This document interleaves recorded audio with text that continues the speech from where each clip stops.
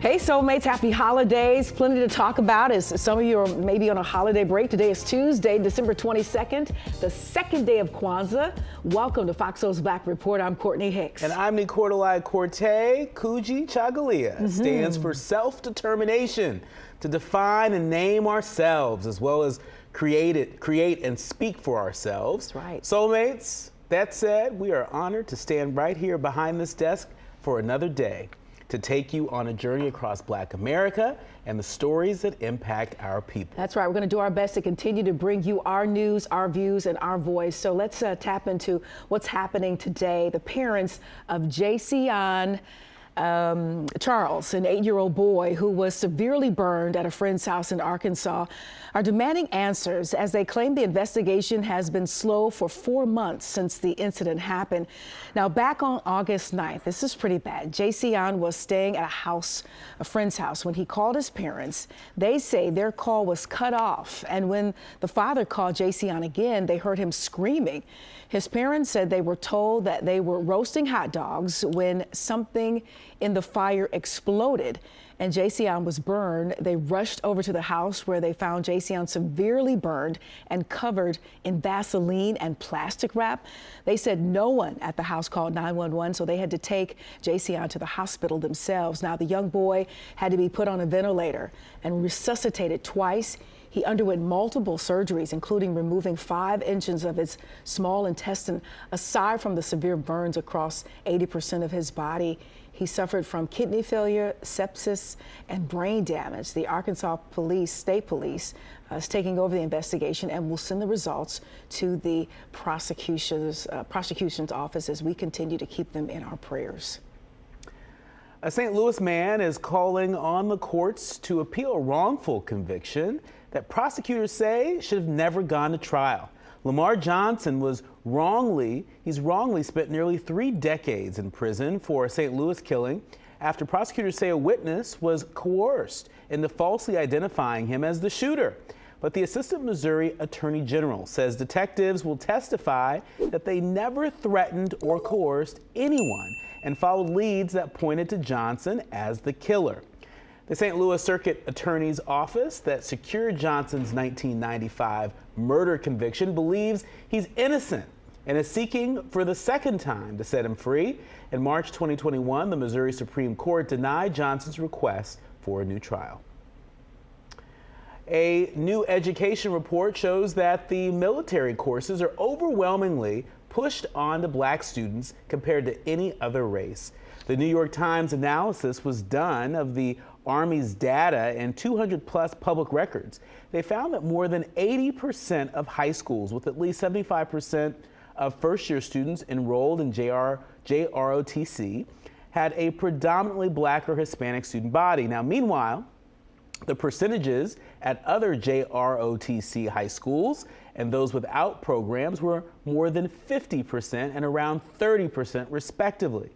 The Pentagon has stated that mandating students to complete JROTC programs, which veterans of the armed forces teach at more than 3,500 high schools across the nation, is against its policies. However, it's been revealed that thousands of public school students were placed in the courses either as an explicit mandate or by automatic registration.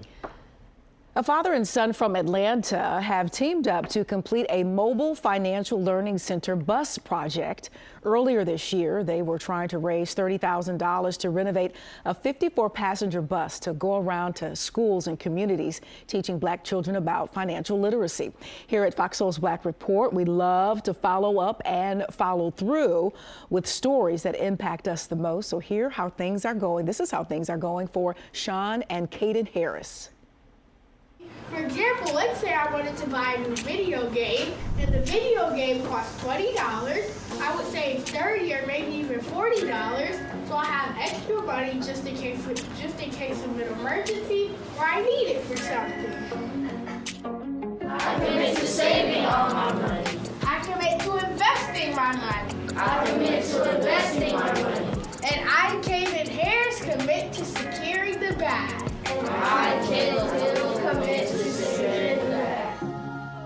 My name is Caden. I'm the CEO of Caden Teaches, where I specialize in teaching kids about financial literacy throughout my financial products, such as my financial flashcards, my activity book, and my newest project, my financial bus, which I'm bringing them on right now. Most kids graduate high school without even knowing the basics about financial literacy, so I know that this could really help. I have a mock bank, a mock grocery store, and a mock stock exchange where they're going to be able to learn how to earn, save, budget, and invest their money. Okay, guys, now we're about to head on the bus.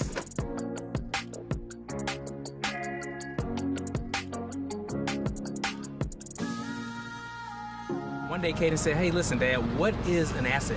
What's a dividend? What's an ROI? I hear you guys talk about this stuff. So as I explained it to him, he started grasping it. And he said, listen, I want to be able to take this stuff that you're teaching adults and be able to teach it to kids my age in a cool and interactive way. And that is what launched what you now see as Caden Teaches Bus. One day, Caden started texting me like 2 days in a row. He said, hey, what's up, bus driver? And I was like, Caden, what are you talking about, bus driver? So he said, okay, here's the deal. I want to buy a bus of my own and convert it over. He was watching a lot of TV shows where they were transforming buses into living arrangements. So he said, listen, why not get a bus and convert it into a mobile financial learning center? So I said, okay, that's a pretty cool idea.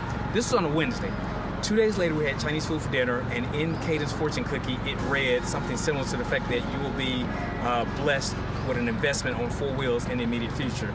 2 weeks to that date, Caden bought this bus cash with his own money, and then he did a capital raise of $50,000 in less than 2 months to be able to convert the bus over and re-outfit the inside. It was an old school bus, seats, racks, all that kind of stuff. So now what you see today, where he now has interactive stations, tablets, TV monitors, and learning things with the grocery store, the bank, as well as the stock exchange. So we also picked up a couple sponsors who also helped in the capital raise as far as donating their funds to the bus project. So we are super excited where Caden is now. One of the things that I've seen from the kids that walk off the bus after they've experienced this great experience is that they too see business entrepreneurship as a goal that they may have. There's a portion in the book where the kids choose a career where they have nurses and military and business owner, of course, and a lot of them choose business owner because they see what Caden is doing, and they see a kid at 12 years old has their own bus. So there's like, that's definitely something that I can do. When he said ADH, I was thinking about like, oh, so that means if he can do it, I can do something too. I am a young entrepreneur that sells paintings. He told me that that I need to save my money and that I can open an account to save my money, and that I should like put out my paintings for what it's worth and not just put it out for what I think people are going to buy it for. And we here at FOXSOUL's Black Report, we are here for it. Dad says that one of his joys, his greatest joys, is not only to teach his son, that's Caden, about being financially smart, but to work hand in hand on a project that will impact so many in their community. And Nee Quarterline, where do we start? I've seen Caden across social media. This is before he sort of kind of blew up. He was even younger than 11 years old. This might have been a couple of years ago. So let's say, 8 or 9. And I came across one of his posts, and he was talking about banking and investing and stocks, and I was just absolutely flabbergasted. I felt like I wasn't doing enough with my life. I did. I'm 50-something, and I had no idea of some of what he was talking about. It was just amazing. It's a beautiful thing to see this young man assert his agency. That's right. And he's not waiting till he's an adult to make a difference. He's making a difference now. Stories like this are exactly why FOXSOUL's Black Report exists. You can go to a lot of places for news, but chances are you're not going to see stories like that. Stories that feature young Black boys and Black fathers, supporting their kids and supporting their communities in terms of offering financial literacy to communities that need to learn more about earning and saving and, all of the financial definitions that we take for granted. Mm-hmm. And so, this kid is so far ahead of the learning curve. And I love that, he didn't just hoard it to himself. That's the information that his father had for him. Dr. Dr. Sean Harris, he made sure that he passed it on. And how powerful is that? You know, that learning is coming from peer to peer.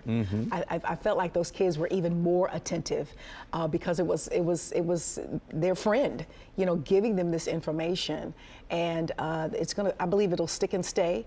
And I already follow him on social media, so I'm just looking forward to watching him grow and see what he chooses to become, because the world is truly this young man's oyster. And big ups to his parents for fostering and encouraging and just allowing him to understand that he can.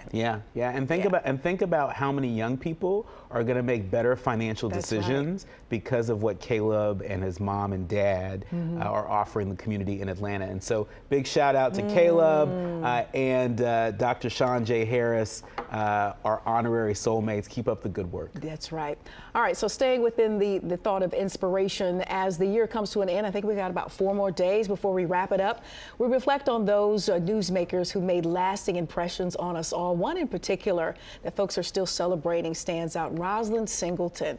Singleton captured hearts across America when her husband, Ray, posted a viral video in 2020 of him singing to her as she prepared to go in for brain surgery. The video earned the couple an appearance on Ellen, and Ray later joined America's Got Talent. Rosalind died early last month, succumbing to brain cancer. She was 39. Legendary pastor and community leader, Reverend Calvin O. Butts III has passed. Butts welcomed generations of worshipers and political leaders from across the nation and around the world at Harlem's landmark Abyssinian Baptist Church. He began serving as a youth minister at Abyssinian in 1972 and was senior pastor there for more than 30 years. Now, in 1995, Republican Governor George Pataki appointed Butts to 2 state boards that controlled economic development grants to businesses.